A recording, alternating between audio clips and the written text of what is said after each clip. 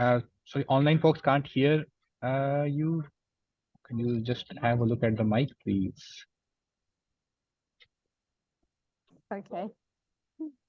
All right. Is this better now? I think I'll just carry on. I'm not Yeah. going to go back to the beginning. Okay. Right. So this article from Hannah Ritchie, it's kind of summed up our current state quite clearly, that the energy demand, power consumption from data centers is still very much an uncertainty.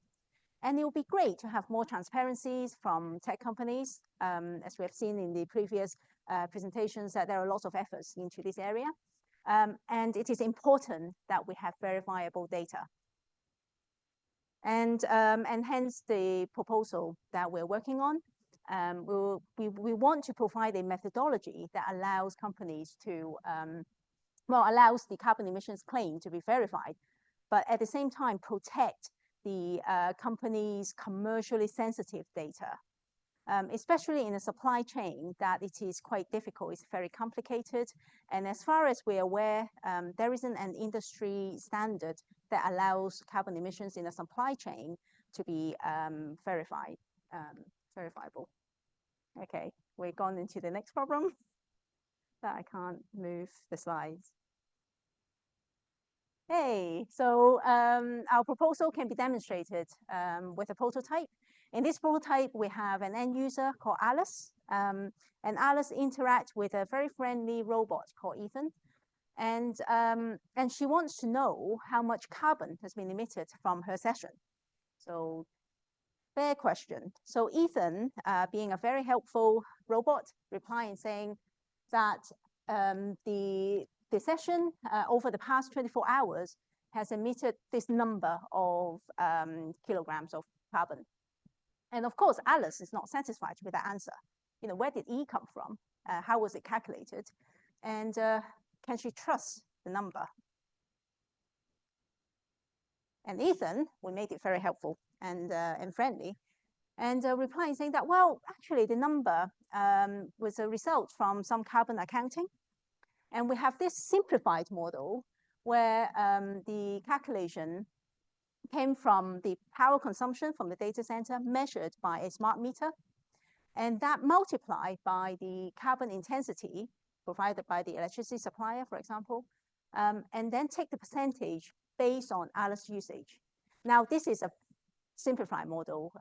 We only consider the electricity as a source of emissions, but of course, in real life, there are other sources, such as the embodied emissions from the hardware, fixed cost emissions from, for example, training the AI model, for example.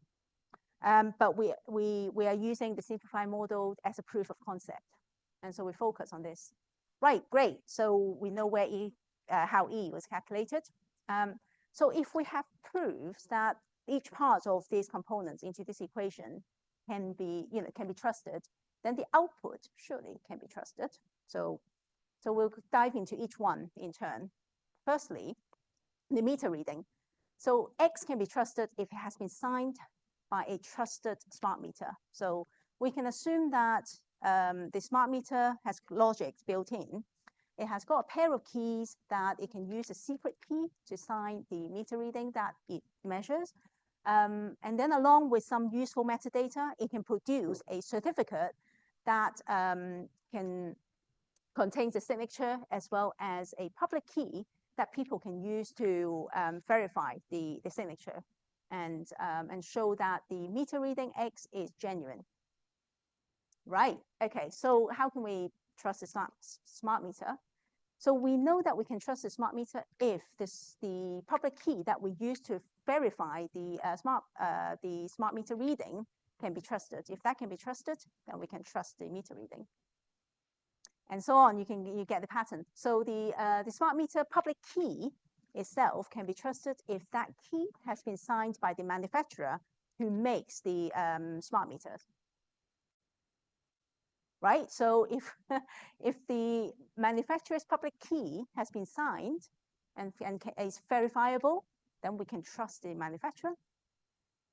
And so on. The manufacturer's public key can be trusted if it has been signed by a trusted certificate authority. This is at the top of our chain. And put it all together, at the top we have the CA, who has, that we all trust, and they have signed the manufacturer's public key. Once that's verified, then we can use it to verify the smart meter's public key. And then once that is verified, that we can trust the smart meter's public key, and then we can use it to verify the smart meter reading, and then we can trust the smart smart meter reading X.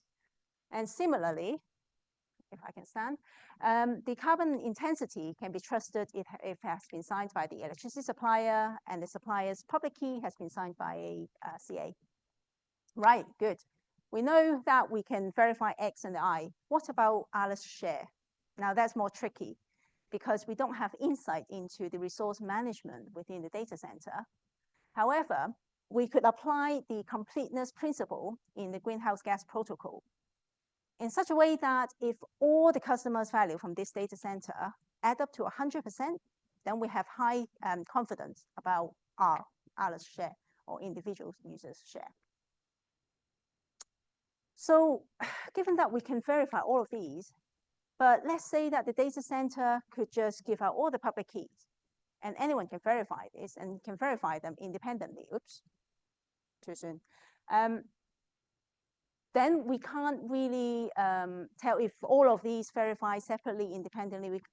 We can't really tell that E can be trusted, and also that the data center, if they give out the public keys, then they have to reveal or disclose the data that's gone into it, that's been signed as well.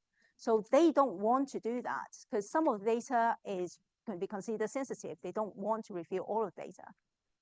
And hence, our contribution is we apply zero knowledge proof to this.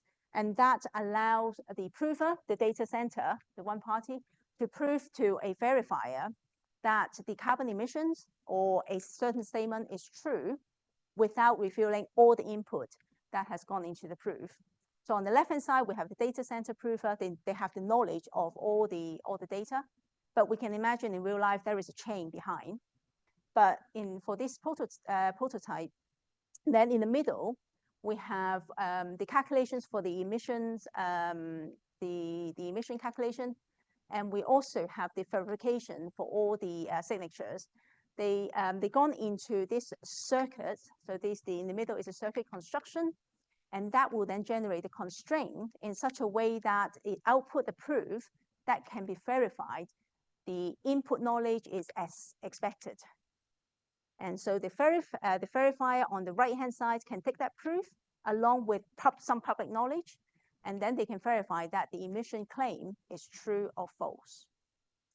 So a little bit more about the CK SNARK that we use. That is the mechanism that we use to construct this whole proof and the circuits. It stands for Succinct Non-Interactive Argument of Knowledge. Non-interactive means that the parties, they don't need to keep going back and forth with messages within a proof or during a proof. And it's succinct in such a way that the length and the time of the proof is in polynomial time with the input size. And the argument of knowledge, it means that the proof is sound. It means that it is impossible to prove a false statement. As mentioned, that this is a protocol that enables one party to demonstrate to another party certain claim is true without revealing the secrets. Cryptography is applied here in such a way that it's not possible to derive the input data back from the output from the proof. And for this prototype, we use a language called Circum. It's close to like logic gate writing. And it looks like this. I'm not going to go through each line, but do talk to me afterwards if you want to know more about this. We still have challenges. We still have a set of open questions that we are working through.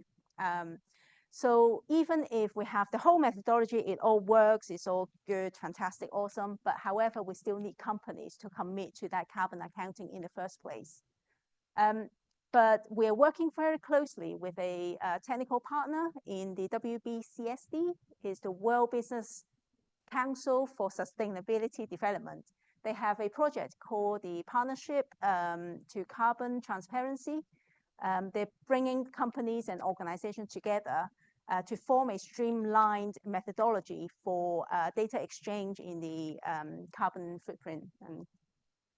And that's a promising way forward.